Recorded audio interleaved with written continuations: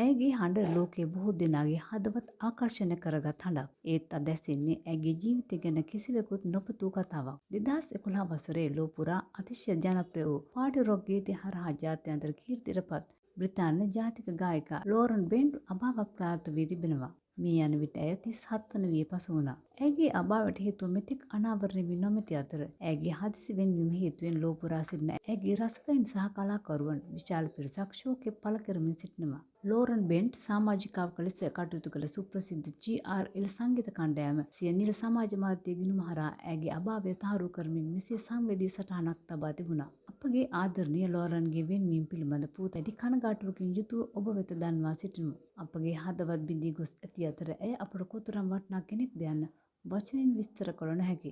ඇය අපට ලබා දුන් ආදරය, සිනහව සහ අසංඛ්‍යාත මතකයන් අප සදාකල් අගය කරන්නෙමු. ඇයගේ සුන්දර ආත්මය බොහෝ දෙනෙකුගේ ජීවිතය ස්පර්ශ කළ අතර ඇය සැමදා අපගේ මතකයේ රැඳෙනු ඇති.